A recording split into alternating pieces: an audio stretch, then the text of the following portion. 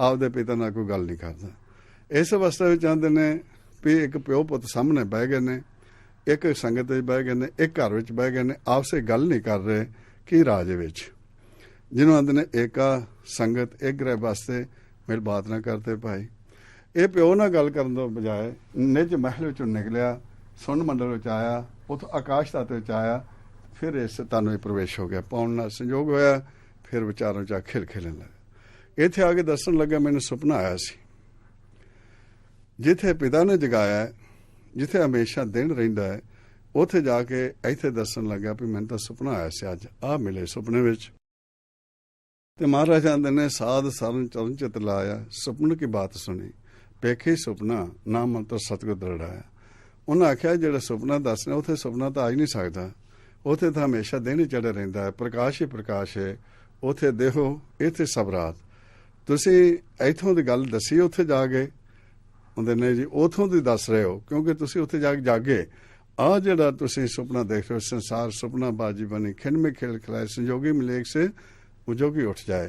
भी आ सुपना संसार जिहड़ा सारे जीव त्रै गुणा दे विच भरम विच सुते हुए ने, तेही गुणी संसार भरम सुता सुत्या रहन विहानी। इस करके इथों हुण दसन लगे कि यह जिहड़ा मालक है साडा, ये आपदा बच्चा समझ करके रोज़ दा रोज़ इसनूं ये जोत देंदा है, दीपक देंदा है कि बच्चा पावसा विच डुब ना जाए। उन्होंने चिंता है, लेकिन ये बच्चे नूं फिकर नहीं। महाराज ने ऐन अंधले दीपक दे भवजल डुबत चिंत करे।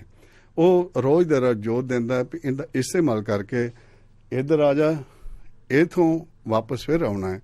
लेकिन ये जदों वो आया पाउण च मिलिया, वो फिर भुल गया। इसे तरह ये अज्ञानी जिहड़ा जीव है, मनमुख है जिहड़ा रोज़ दा रोज़ मरदा है। फिर उन्होंने समझाया जाता है भी अंत समय जदों अखीरला सांस होया, उदों तैनूं इथों फिर कढ़िया नहीं जाएगा, इथों तैनूं पकड़ के जम लजाणगे।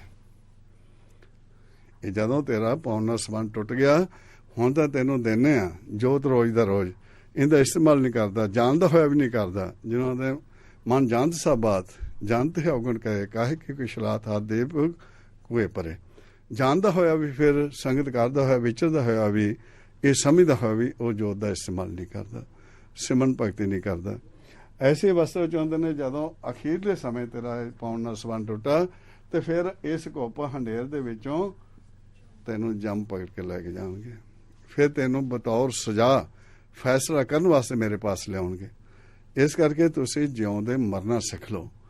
इस करके फिर आपां नूं गुरमुखां नूं जिउंदे मरना सिखाया है भी किस तरह असीं जिउंदे मर गए। उन्होंने ने सब द्वारा मरो। जिस तरह ये आप तुसीं पाउण उंज छड्डदे हो, सौंदे हो, तुसीं आप इस पाउण विच मिल के पाउण नूं छड्डो ते आपदे घर आओ। हुण पाउण दा खेल है, पाउण विच समाउणा है, किवें समा के पाउण नूं कंट्रोल करके ते छड्डगे, वो आपां नूं समझाता है। श्वास ग्रास सिमरन करो। जदों तुसीं श्वास अंदर जाण वाहे कहो, बाहर नाम गुरु कहो, पहलों बैखरी बाणी सिमरन करो, फिर मधमा विच करो, अंतर्गत हो जाया जे।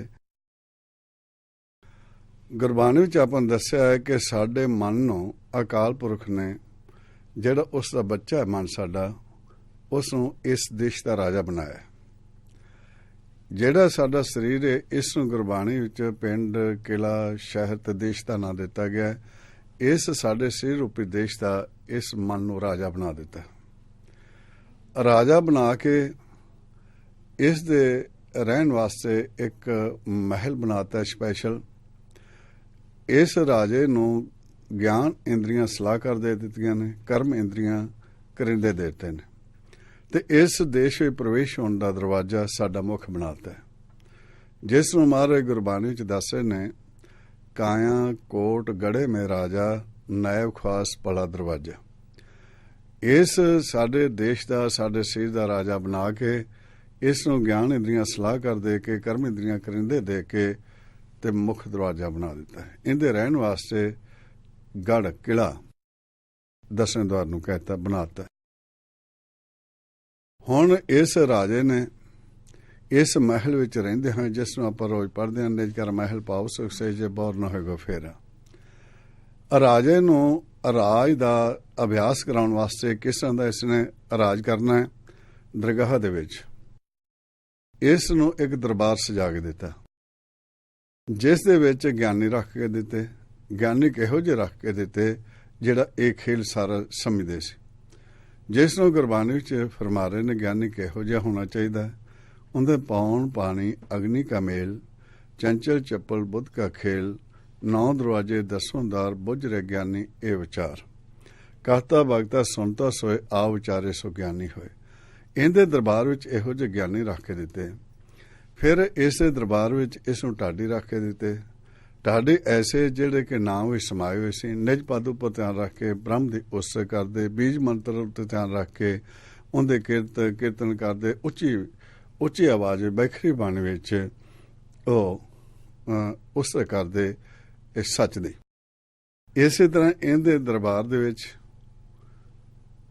ਪੰਡਤ ਰੱਖੇ ਗਏ ਜਿਹੜੇ ਮਨ ਦੀ ਪੱਤਰੀ ਖੋਲ੍ਹਦੇ ਸੀ, ਜਿਸ ਨੂੰ ਮਹਾਰਾਜ ਗੁਰਬਾਣੀ ਵਿੱਚ ਆਂਦੇ ਨੇ, ਜਨਮੇ ਜੀਓ ਜਾਣੇ ਥਾਉ ਸੁਰਤਾ ਪੰਡਤ ਤਾਂ ਕਾ ਨੋ।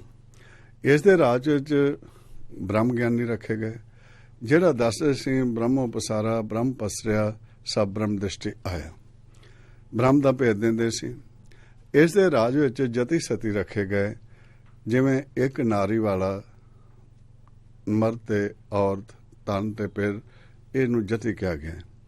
ਪਹਿਲੋਂ ਇਹਨਾਂ ਦਾ ਸੰਯੋਗ ਉਸ ਅਗੰਮ ਦੇ ਵਿੱਚ ਕੀਤਾ ਜਾਂਦਾ ਤੇ ਦੱਸਿਆ ਜਾਂਦਾ ਇਹ ਤੇਰੇ ਦਰਬਾਰ ਵਿੱਚ ਇਹ ਜਤੀ ਨੇ। ਇਸੇ ਤਰ੍ਹਾਂ ਹੀ ਇਹ ਸਾਰਾ ਖੇਲ ਉਸ ਦਰਬਾਰ ਦੇ ਵਿੱਚ ਇਹ ਕੀਤਾ ਜਾਂਦਾ ਔਰ ਰਾਜ ਭਾਗ ਉੱਥੇ ਕਰਨ ਦਾ ਤਰੀਕਾ ਸਮਝਾਇਆ ਜਾਂਦਾ।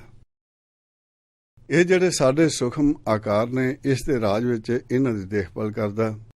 ਇਸ ਕਰਕੇ ਇਹਨਾਂ ਦੇ ਰਾਜ ਦੇ ਵਿੱਚ ਕਿਸੇ ਨੂੰ ਕੋਈ ਕਿਸੇ ਕਿਸਮ ਦਾ ਵੀ ਚਿੰਤਾ ਨਹੀਂ, ਫਿਕਰ ਨਹੀਂ, ਸੰਸਾਰ ਨਹੀਂ। ਹਰ ਇੱਕ ਨੂੰ ਲੋੜ ਅਨੁਸਾਰ ਹਰ ਚੀਜ਼ ਮਿਲਦੀ ਤੇ ਸਾਰੇ ਬੈਠ ਕੇ ਉਸ ਸਿਮਰਨ ਭਗਤੀ ਕਰਦੇ। ਜਿੱਥੇ ਦਰਗਾਹ ਵਿੱਚ ਇਸ ਨੂੰ ਰਾਜ ਦੀ ਟ੍ਰੇਨਿੰਗ ਦਿੱਤੀ ਗਈ, ਉਸ ਇਲਾਕੇ ਨੂੰ ਬੇਗਮਪੁਰੇ ਸ਼ਹਿਰ ਦਾ ਨਾਮ ਦਿੱਤਾ ਗਿਆ ਵੀ ਉੱਥੇ ਕਿਸੇ ਕਿਸਮ ਦਾ ਕਿਸੇ ਨੂੰ ਗਮ ਨਹੀਂ, ਫਿਕਰ ਨਹੀਂ, ਸੁਖੀ ਸੁਖੇ। ਐਸੀ ਅਵਸਥਾ ਵਿੱਚ ਇਹ ਜਿਹੜਾ ਰਾਜ ਕਰ ਰਿਹਾ ਸੀ ਮਨ ਰਾਜਾ ਦਰਗਾਹ ਦੇ ਵਿੱਚ, ਇਸ ਰਾਜ ਨੂੰ ਕਰਦੇ ਹੋਇਆਂ ਕਾਲ ਤੇ ਇਸ ਦੇ 5 ਦੂਤ ਇਹ ਦਰਵਾਜ਼ੇ ਦੇ ਅੱਗੇ, ਨਿਜ ਮਹਿਲ ਦੇ ਅੱਗੇ ਇਹ ਖਲੋ ਕੇ ਬੈਠ ਕੇ ਸਾਰਾ ਇਹਦਾ ਰਾਜ ਕਰਨ ਦਾ ਤਰੀਕਾ ਦੇਖ ਰਹੇ ਸੀ। ਹੁਣ ਇਸੇ ਤਰ੍ਹਾਂ ਹੀ ਜਦੋਂ ਇਹਨੂੰ ਪੂਰੇ ਰਾਜ ਦੀ ਟ੍ਰੇਨਿੰਗ ਦਿੱਤੀ ਗਈ ਮਨ ਰਾਜੇ ਨੂੰ, ਉਸ ਤੋਂ ਬਾਅਦ ਅਕਾਲ ਪੁਰਖ ਨੇ ਨਿਜ ਮਹਿਲ ਵਿੱਚ ਸੱਦ ਕੇ ਕਿਹਾ ਕਿ ਹੁਣ ਤੁਸੀਂ ਇਸੇ ਤਰ੍ਹਾਂ ਦਾ ਹੀ ਜਿਹੜਾ ਤੇਰੇ ਦੇਸ਼ ਦੇ ਵਿੱਚ ਕੁਝ ਇਲਾਕਾ ਕਾਲ ਨੂੰ ਸੌਂਪਿਆ, ਉਸ ਨੂੰ ਇੱਕ ਸਰਕਾਰ ਦਿੱਤੀ 3 ਗੁਣਾ ਦੀ।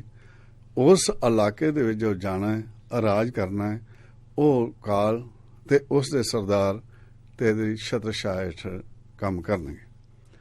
ਐਸੀ ਅਵਸਥਾ ਵਿੱਚ ਜਦੋਂ ਤੂੰ ਜਾਣਾ ਹੈ ਘਰ ਜਾ ਕੇ ਉਸ ਦੇਸ਼ ਦੇ ਵਿੱਚ ਹਲੀਮੀ ਰਾਜ ਕਰਨਾ, ਕਿਸੇ ਨਾਲ ਕੋਈ ਵੱਧ ਘਟ ਨਾ ਹੋ ਜਾਏ। ਇਸ ਕਰਕੇ ਪਹਿਲੋਂ ਬੈਠ ਕੇ ਤੁਸੀਂ ਫੈਸਲਾ ਲੈਣ ਤੋਂ ਪਹਿਲਾਂ ਇਹਨਾਂ ਆਪਦੇ ਸਲਾਹਕਾਰ ਨਾਲ ਸਲਾਹ ਕਰਨੀ ਹੈ।